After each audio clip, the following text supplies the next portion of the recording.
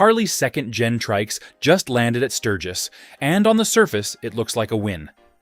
The demo course was built to prove it. Clean pavement, tight turns, hard stop lanes, and these Trikes really did feel easier to steer, and more settled under brakes than the old rigs. Riders were getting off with that surprised little grin. Step away from the cones and the story shifts. Under the teardown tent, you see a completely reworked subframe, a wider rear stance, and trike-only parts that only make sense inside a dealer install. Under the sales tent, you see conversion sheets that keep your bike tied to that system for years. In this video, I am going to walk you through what Harley actually changed and what that means for your money and your freedom. Watch till the end before you decide if Harley's new Trikes are progress or just a polished trap. Sturgis Shakedown. Harley did not haul those new Trikes to Sturgis for show. They built that demo corral to prove one thing to older riders walking the strip. You could step on, fire up, and feel safe in under 1 minute. No sales speech, no light show. Just a short line, a low ramp, and a crew that looked more like service techs than influencers. The whole paddock was laid out for confidence. The staging lane sat on flat ground, no gravel, no off-camber surprises. Staff walked each rider through a calm pre-ride check. Seat height, lever reach, foot placement, all adjusted before a single wheel turned. Nobody shoved you to hurry. Nobody mocked stiff knees or a slow swing of the leg. One coordinator flat out set it between runs. The goal was not lap times. The goal was to get riders who had parked their two-wheeler years ago to feel steady again. Every cone pattern, every stop box, every U-turn radius was set to show that the new chassis would not dump you when you looked over your shoulder. You can feel the intent from the first squeeze of the bar.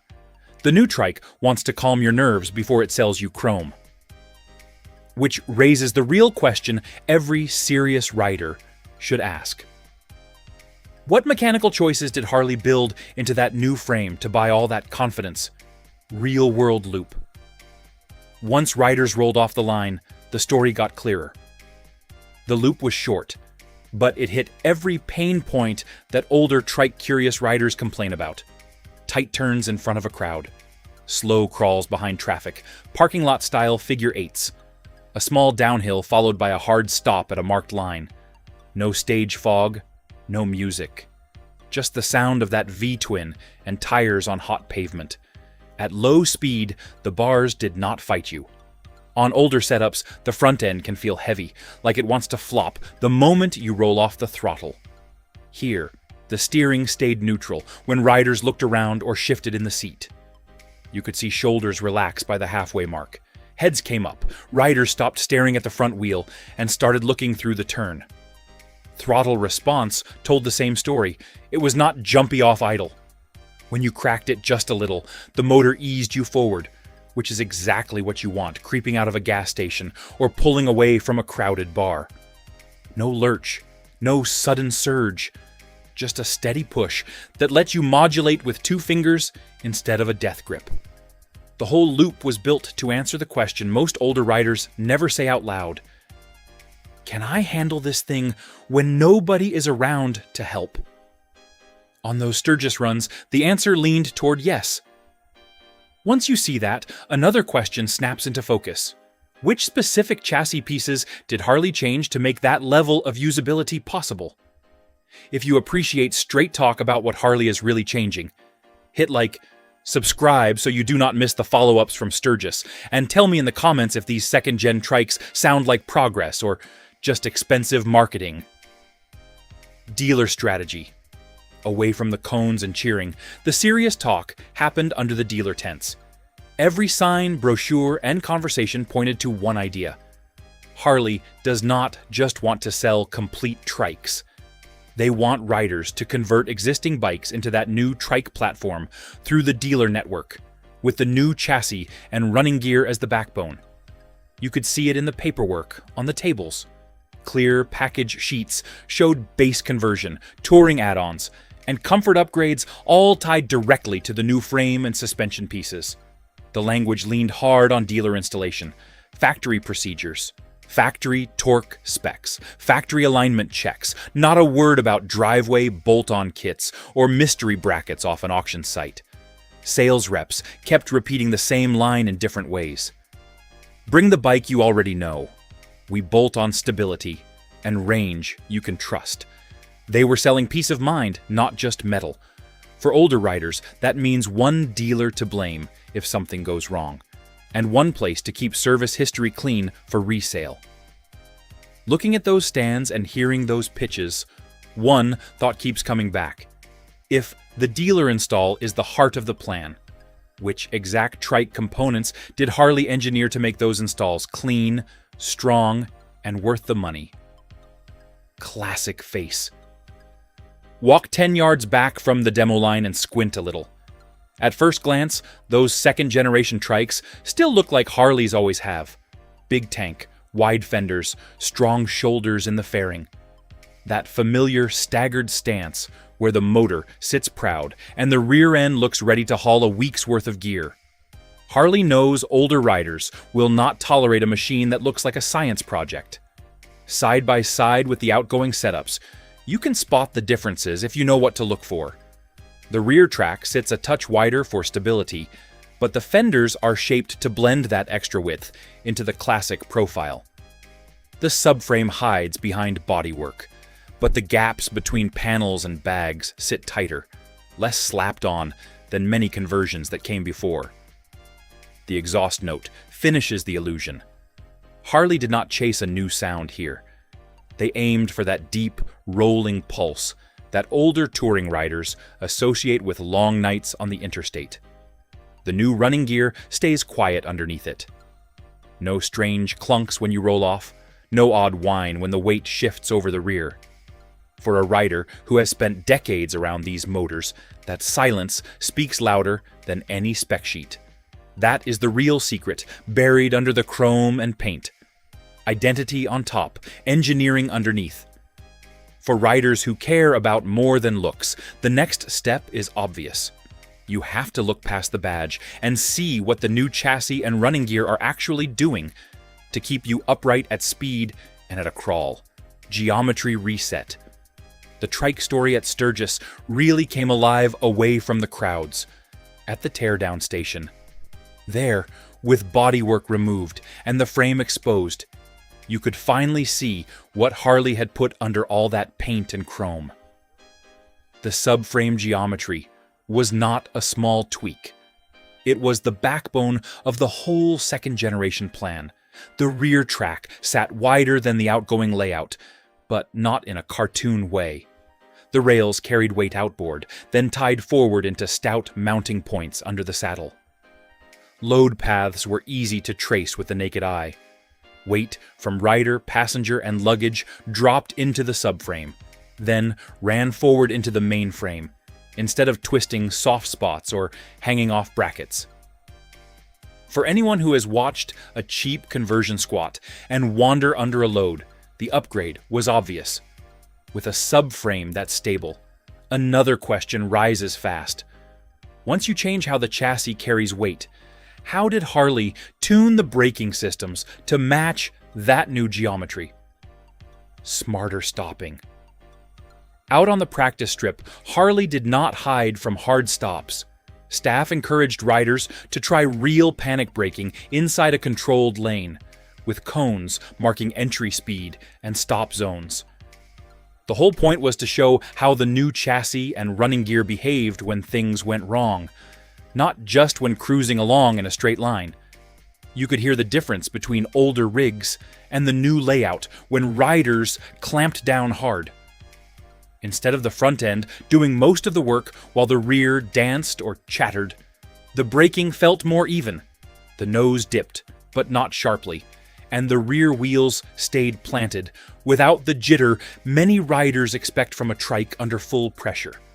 Techs on the sidelines talked about brake bias changes.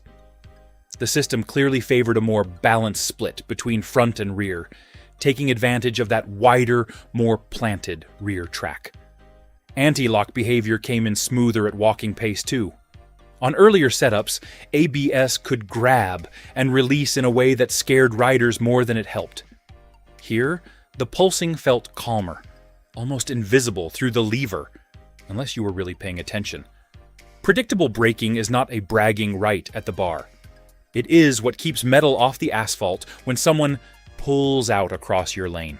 Once you see the brakes working with the geometry instead of fighting it, the next piece of the puzzle becomes obvious.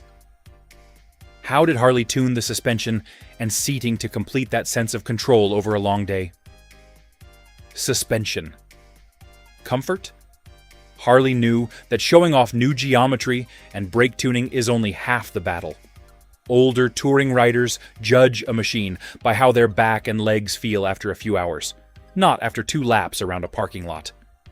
That is why the Sturgis demo routes included longer loops that rolled over patched pavement, tar snakes, and those little ripples you only feel at highway speed. On those longer runs, suspension behavior told a clear story. The front did not jackhammer over sharp edges. The rear did not bounce like a wagon when the axle hit a broken seam. Instead, the trike soaked up the hit, then settled without 2 or 3 extra bounces. That points straight at revised valving and spring rates set for real touring loads, not empty showroom weights. Riders coming back from the loop were not grabbing their lower back. Many mentioned the seat before anything else. The shape supported hips instead of cutting into them. There was enough dish to hold you in place when braking, but not so much that you could not shift around during a long stretch. The seating triangle between bar, seat, and pegs looked tuned around aging joints, not showroom poses. When suspension and seat work together, a trike stops feeling like a compromise and starts feeling like a tool for real miles. Still, there is another angle seasoned riders always look at before they trust a new setup. Are those comfort and control parts truly unique to the trike program, or are they borrowed from existing models in a way that could help or hurt long-term ownership? Shared guts.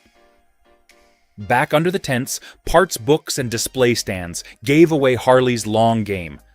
The new trike chassis did not live in its own universe. Certain pieces were clearly built only for this platform. Others came straight from the bin of proven touring hardware that has already logged hundreds of thousands of miles in the wild. The subframe, control arms, and rear hubs were obviously trike-specific. Their shapes and mounting faces would not make sense on a 2-wheel touring bike. Those parts carried unique codes in the dealer books, with their own torque specs and service notes. That kind of separation means Harley expects them to take unique hits and loads that only a trike will see. At the same time, the drivetrain told a different tale. The engine, primary, and much of the driveline hardware looked familiar to anyone who has torn down a modern touring Harley. That is not laziness, it is a calculated move. Using proven motors and gearboxes means known quirks, known service intervals, and known parts supply. You are not waiting for some experimental one-off gear when something finally wears out. That blend ties straight into the trike crisis question hanging over the whole project. Too much exotic hardware, and owners fear long waits and big invoices. Too much reuse, and the machine feels like a crude hack. At Sturgis, the balance leaned toward smart, grounded choices. With the bones, brakes, suspension, seat, and parts mix laid bare, the real verdict falls to the folks who actually rode those miles. Numbers don't lie. Once riders had a few hours on the new trikes, the numbers finally matched the garage talk. Harley had clipboards out, techs with Torx wrenches, and a small laptop station logging feedback. They were not only asking, how did it feel? They were measuring how much muscle it took to steer and how long riders stayed in the saddle before wanting a break. At low speed, steering effort came in noticeably lighter than older layouts. Techs used a simple gauge on the bars to get readings at crawl pace and at rolling speed. Those figures dropped enough that even riders who did not care about numbers could feel it leaving the staging lane. The trike tracked without that heavy wrestling match sensation you get on some older rigs. Lighter steering and lower fatigue do not grab headlines like peak horsepower, yet they decide who keeps riding in their 70s. With those metrics in hand, a tougher question rose from the crowd. When trouble hits in traffic, what did the emergency handling tests show about stability at the edge? Before you click away, hit subscribe if you want more no-nonsense breakdowns on where Harley and the rest of the industry are really heading, so you have the facts you need before you spend another $1 on your next bike. Stability trials.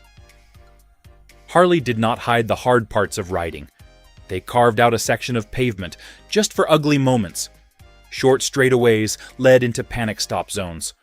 Cones forced quick lane changes to mimic a car drifting into your space. Riders were encouraged to push themselves inside the safety of that paddock, instead of learning the limits on a highway. During panic stops, you could hear tires bite, without the frantic scraping or hop that makes trikes feel sketchy. Brake temperature checks between runs showed heat spread more evenly across front and rear. That lines up with the revised bias and wider, better planted rear stance. Anti-lock kicks felt smoother too. Riders mentioned the lever pulsing less violently at walking speed, which keeps panic from feeding on itself. Putting numbers and real drills behind the marketing copy gives riders something they can trust. You do not care what the brochure says when a pickup cuts you off leaving town. You care what the machine does when you ask everything from it in one instant. After seeing that behavior up close, many riders headed straight from the cones to the sign-up tables. Which riders actually laid money down on the spot tells its own story. Conversion crowd. By the second day of demos, the lead sheets at the dealer tent started to form a pattern. The folks putting their names down were not starry-eyed kids chasing the latest look. They were seasoned riders with long histories on touring bikes, some already owning older trikes or dealing with injuries that made two wheels a worry. Staff quietly tracked age ranges and current bike types. The bulk of serious signups came from riders over 50, many past 60, who either owned a big touring Harley or had one in the past. A strong slice of them already had a trike in the garage, yet were unhappy with how it handled weight, rough roads, or tight town riding. For riders who think long-term, dealer-led conversions on a solid chassis are easier to justify to both wallet and pride. You keep your history while gaining stability and comfort. Even with that enthusiasm, the old-school eye never shuts off. Those early adopters still walked around the bikes, poked at fasteners, and asked blunt questions. Their comments revealed where Harley still has work to do. Rough edges. Under all the praise for handling and comfort, small complaints started stacking up on the feedback clipboards. These were not deal-breaking failures. They were the kind of details veteran riders always notice because they live with a bike far longer than the marketing team. Several riders pointed out panel gaps and alignment around bags and rear bodywork. The overall lines looked cleaner than older conversions, yet a few units showed mismatched edges or trim that required a firmer push than it should to latch. On a brand new platform, those are early signs for quality control teams to jump on fast. When veteran riders praise the ride yet call out the small flaws, it means the core platform is strong enough to deserve better details. The real measure will be how Harley and its dealer network respond over the coming seasons, as more of these trikes rack up high miles and real scars. Copycats. Coming. At Sturgis, Harley was not the only one paying attention to those trikes. You could see rival reps drifting through the demo corral, snapping quiet photos of the exposed subframe and rear gear when covers came off. Conversion shop owners were there too, staring at welds and mounting points the way a carpenter stares at a new framing jig. They knew exactly what a stable factory trike chassis could do to their backyard bolt-on business. Talk around the vendor rows turned toward that new geometry fast. A couple of independent builders were already talking about how long it would take to design their own compatible hardware, or whether they should pivot to tuning and support instead of full-frame hacks. You could almost watch the math getting done in their heads. If Harley's layout really solves the wander and squat problems riders have fought for years, anything less starts to look second-rate in a hurry. For riders who want leverage, that quiet scramble is good news. Pressure from real competition usually means sharper deals, better support, and fewer lazy design shortcuts. The spotlight turns next toward the only people who can bolt all of this together without turning your bike into a science experiment, which means dealer capacity becomes the real test. Tech crunch. Once the rally dust settles, everything Harley promised lives or dies inside dealer service bays. Those new trike chassis and conversion kits do not install themselves. They require trained hands, time under the lift, and clean space for careful setup. After Sturgis, some dealers started to feel that weight immediately. Appointment boards filled faster, training rosters for the new platform stacked up with names. Most shops already juggle routine service, warranty fixes, and a stream of last-minute repair jobs before big trips. Adding full trike conversions on a new chassis to that pile stretches the system hard. The number of certified techs who understand both modern touring bikes and the quirks of three-wheel geometry is not huge. When Harley sends a wave of riders home from Sturgis, fired up on that new platform, the strain lands right on those few shoulders.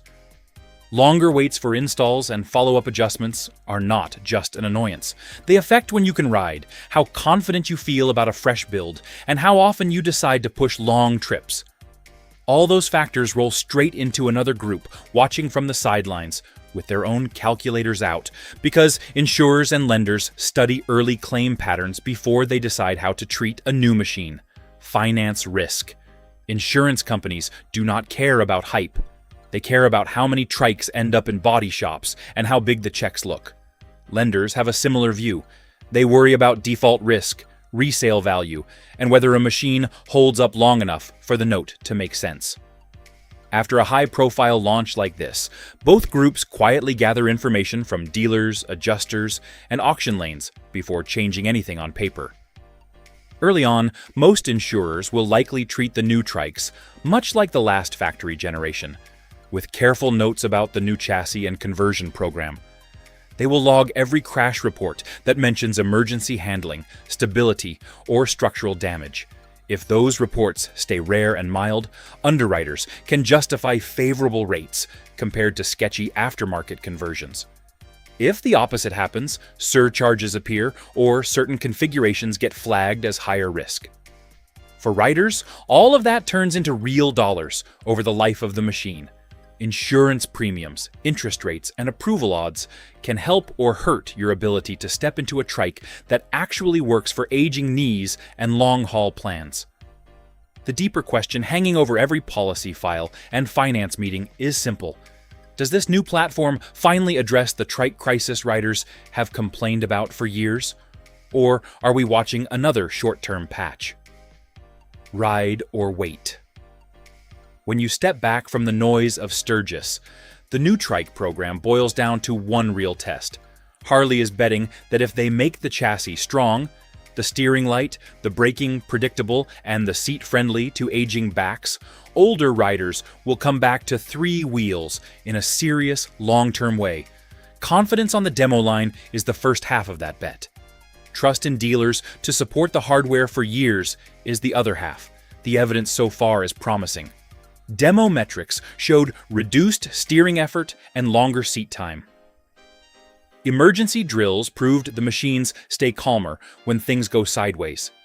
Sign-up sheets pointed to older, experienced riders choosing dealer-backed conversions over shady bolt-on kits. Parts choices mixed unique trike hardware with motors and drivetrains that already have years of real-world data behind them. On paper, that is what a grown-up answer to the trike crisis is supposed to look like. For riders weighing a move to three wheels, it comes down to a familiar crossroads. You can be early, enjoy the best demos, and work closely with a trusted dealer to iron out the first round of kinks. Or you can watch, let the first wave rack up miles, and study what breaks, what holds, and what Harley improves along the way. Either way, the choice demands a clear head. Pride says, buy the dream on the spot. Experience says measure the promise against your wallet, your body, and the kind of riding you refuse to give up. So here is where I land. Harley's second-gen trikes really do fix some of the sketchy behavior we have all seen on older rigs, but they also tighten the dealer's grip on your bike and your wallet. I want to hear your take. Would you trust this new chassis or stick with what you have now? Drop your year and miles in the comments. Hit like if this helped, and subscribe so you do not miss the follow-ups.